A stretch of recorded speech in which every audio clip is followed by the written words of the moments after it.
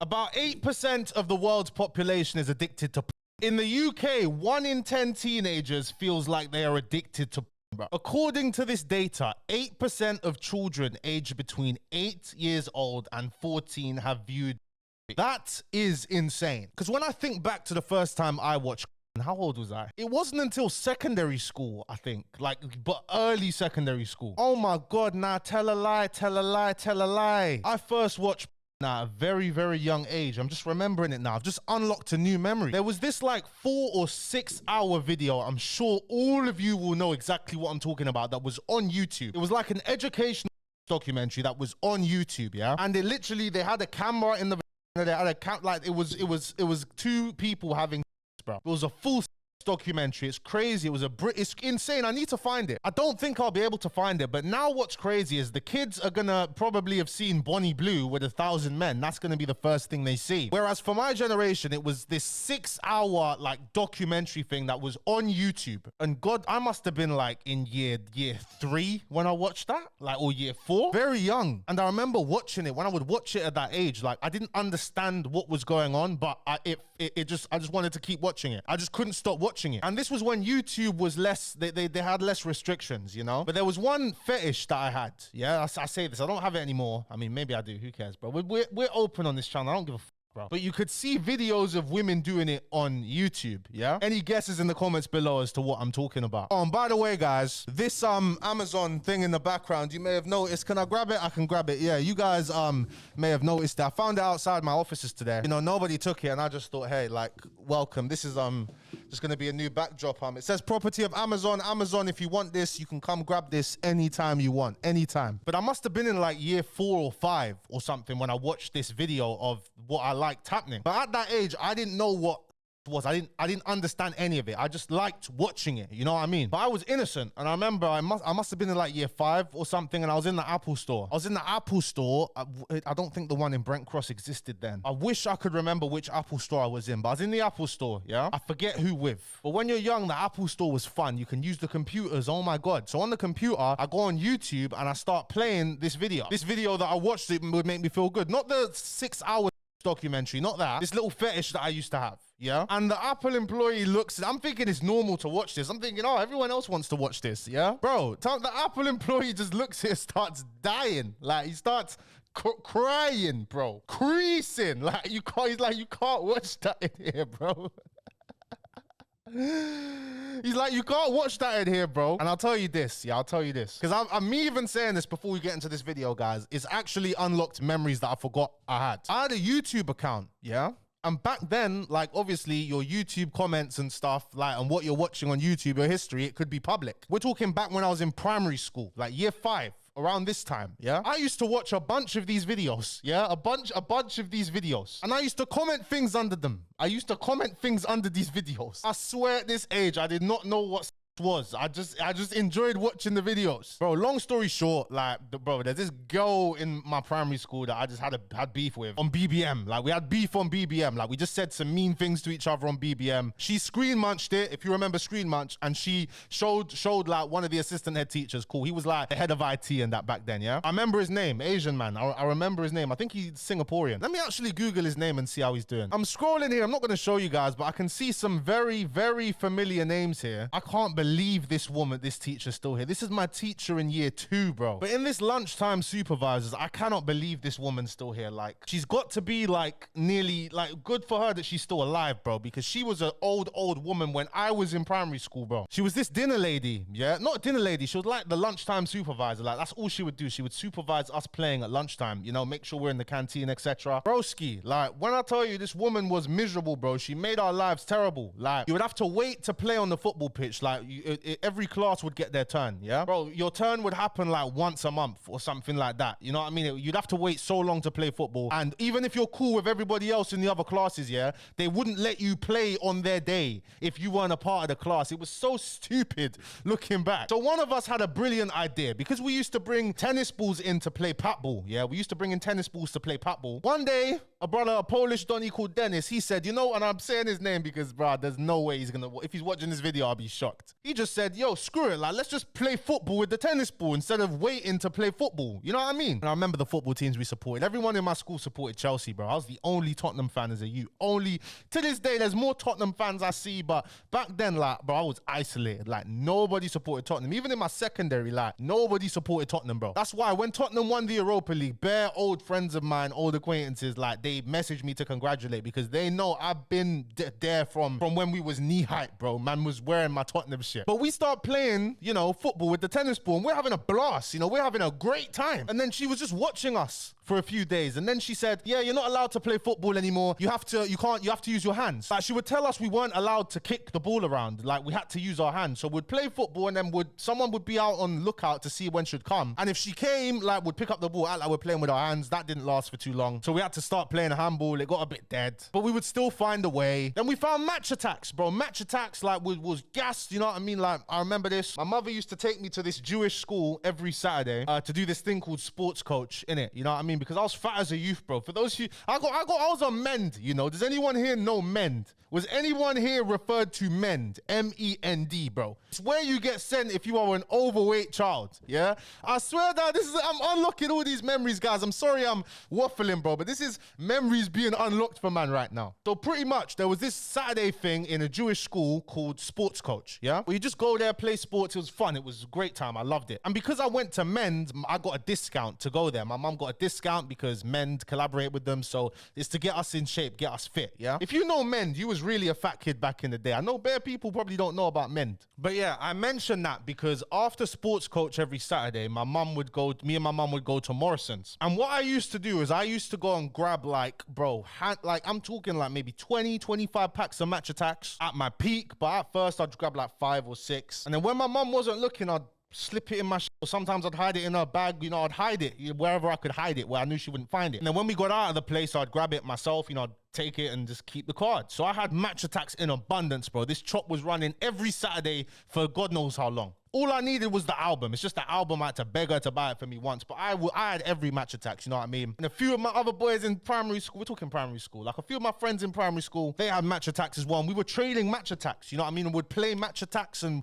we're having so much fun, you know what I mean? Because this woman wasn't letting us play football, but we were like, okay, we'll play with the cards, you know what I mean? We'll just have fun, yeah? We were in different classes as well, so like we couldn't even play football together ever in primary school. It's mad. Guys, tell me why one day this miserable old lady, and God willing, God bless that she's still alive, but she was a miserable cow, bro. Like, this was completely unnecessary. We're primary school kids. She takes all of our match attacks cards, bro, and throws them in the bin. She takes looking back, like, our parents should have crashed out on them, innit? We should have made our mums and dads, like, crash out on this woman, but nah, it never even got to that somehow. We see them in the clear bin. We're thinking, oh yeah, say nothing. Like, after school, we're just gonna go grab our things. We know what cards we got. Tell me why this woman pours, like, waste from the garden, because we had a garden, and tell me why she pours waste over it in front of us. Like, bro, this woman was evil, fam. Like, happy she's still alive, but bro, why were you so miserable to us? Like, why? But I digress. Back to the site. Yeah, I don't think he's still there, but I recognize quite a few teachers still there. But because of this whole screen munch drama, and long story short, it turns out like this girl, she was bad, bro. Like, she was setting me up. Like, she was saying 10 times worse things than man, but screen grabbing what I'm saying and going and crying and that. And I caught her out one time. She said something mad on BBM. I screen munched it. I caught her out. I sent her the screen munch. Bro, this girl's crying, like, she's saying, please don't show my man in school, da-da-da. Bro, she's crying in the morning. She looks at me like, please don't go. You're like, man, Tyler. Her name was Tyler, but I remember. Or Tyler. I look at her and I go straight to my man, the assistant head teacher. I'm like, yeah, you see this? My mum comes in, my mum's like, yeah, you see what this little wildebeest is saying? You see how she's making my son look bad? Bro, I remember these things. But yeah, after all that, after I take my first W, it turns to an L very quickly, because my man's like, yeah, we're gonna punish her for saying this, but he backs out my files, bro. He backs out my files. Bro, the files are all printed. He's found my YouTube account, bro. He's seen the videos man's watching. He's seen the comments man's made on there, bro. Bro, my mum didn't believe it. My mum still don't believe it, bro. Like, fam, bro, if you see the things, the comments, like, keep in mind, the comments are but I don't know what is at this age, bro. I'm just watching this stuff because it turned me on. I didn't know what that meant. It just made me feel good. But 11% of men in the UK and 3% of women in the UK say they are addicted to porn. And what makes you count as an addict is looking up for 10 or more hours every single week, which I think is fair. 10 or more hours a week, bro, that is dark. You know, that's dark. I think you're addicted when it starts to affect your day-to-day, because addiction comes in many forms, you know. If you're addicted to porn, you're clearly running away from something. You know, there's something that you're not addressing. There's an underlying issue. That is the main thing I always tell people who are suffering with any addiction, because I wouldn't say I've been addicted to porn, really. I mean, I have been addicted, you know. But I'm only addicted to something until I realize that I'm addicted to it, and then I just cut it off completely, because I don't allow anything to have control over me, bro. Like, if you got files on me, bro, release all of that. I don't care. Like, you ain't having nothing over me. Oh, you think I'm addicted to you, bro? I won't watch you for a month. You know what I mean? I can't lie. At the start of every year, I want to make one of these videos talking about this addiction, because in 2025 I did, and a lot of people respected it. A lot of people liked it because it's not spoken about enough, and because it's so openly available, and it's even encouraged, you know? Lies about it are told like, oh, it's completely normal, it's completely fine. It's like, yes, I mean, everything is okay in moderation, bro. Cocaine is okay in moderation, bro. Codeine in moderation is cough syrup, bro. You get it prescribed sometimes. Everything is okay in moderation, but too much of anything is bad. And you know, we've had this Online Safety Act issue, and look, from young, I mean, as the internet's become more widely available, accessible, people have more understanding of it. We need to do what we can to safeguard children. I just don't think gatekeeping the internet unless you submit your ID is the right way to go about it. I think it's about educating parents on what they can see on this. They can see everything on this. Your kid could make £1 million with this, or your kid could see some that will traumatize them forever on this. Or your kid could get groomed by somebody, bro. These are the main things. You see these catch a predator shows, all these predators, all these things like that. You can't have your kid. Imagine not knowing what your kid's doing on your phone when they're 8 years old. They're 8 years old, bro. 8 years old, bro. You guys remember this website called panfu.com? Was it panfu.com? I think it was. I don't know. I think it was panfu or pandu.com. Club Penguin. I remember. You can't not remember Club Penguin. I remember they shut it down. Oh, Club Penguin. Ha ha ha ha ha. Hey. Oh no. Club Penguin. That's funny. Haha. But back in the day, these online, you know, kids websites were dangerous. There's a reason they've been shut down, bro. And it's because like people were grooming kids on these apps, bro. I was nearly groomed. Like on these apps, you have boyfriends, girlfriends, like you have like stuff like it's mad, innit? Even on PlayStation days, bro, even like old school gaming days, like when GTA 5 first came out, 2013, 2012, bro. Gear 7, bro. Man was what, 11, 12 years old. I was playing with like 35-year-old men on GTA 5, bro. Voice chat with them all the time, having them tell me how much they hate their wives and shit. You know what I mean? Like stuff like this is character building, but at the same time, it's kind of fucked up. Like, why am I hearing these things, bro? You know what I mean? I'm learning words I've never learned before. Hearing slurs I've never heard slurs before. But the main problem with you guys is that it desensitizes you to everything. All right? It desensitizes you so much. When you consume too much of it, it has it real becomes so boring, bro. Like there's nothing you can really do. Before I give you my personal anecdote about that, guys, again, and also if you are struggling with this addiction, bro, take it one day at a time, all right? The main way for you to get over this is to figure out why you're running away from this. Why do you need to escape this every single day, or however many times you do it? And if you can't figure out what you are running away from, go cold turkey. I recommend cold turkey is the best way to do it. Hey, my people, if you're enjoying, please be sure to give the video a like. Costs nothing, takes no time, helps me in the algorithm. Thank you very much. There's a lot of people with addictions who say, oh, I could never, I can't cold turkey, I've got to phase it out. No, bro, when I had a Xanax addiction, I went cold turkey and man was having panic attacks, bro. Like man was having mad panic attacks. Apparently for benzos, it is very dangerous to go cold turkey off of them because you can have like seizures and stuff like that. But luckily, man got off of that. I'm talking like I was some crazy like addict. Like I wasn't mad crazy, but I was kind of done out here at one point. You know what I mean? Go cold turkey and see how you feel. You know what I mean? Try and fill these gaps with other things. It's so important because a lot of the time when you have an addiction, it's because you're bored. It's boredom. You know what I mean? When I had my addiction I'm going to get into, it's because I was bored for a lot of the time. I had nothing else to do, bro. I had no purpose really at that time. You know what I mean? Gym influencer Larry Wheels, who I used to watch back in the day before I found out the truth about the fitness industry, that a lot of people in the fitness industry, when there was a lot of money in there, were using steroids and advertising to people that their bodies were completely natural. Well, he's been exposed for being a cuck, like for being a mad cuck, bro. There's a video of him that I'm going to show you of him slapping another streamer for flirting with his wife in front of him. Oh, whoa. I know we're streaming this shit. No, hey, bro, don't disrespect the king like that. You know why? She a queen though. Listen.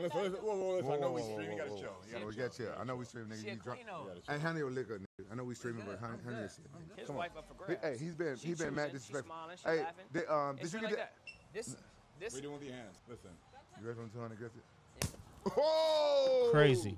Deep. All night getting Insane. Now, when you see that, you think, okay, come on, you're playing with a man's wife in front of him. It's warranted. But when you hear the backstory, it gets crazy. Now, Larry Wheels, 5 years ago, opened up to his addiction. But his addiction was a little bit more than just I have been spending any and every last bit of extra money that I have come in monthly on campsites, on online paid, on models, and it has not only compromised my relationship, but my future.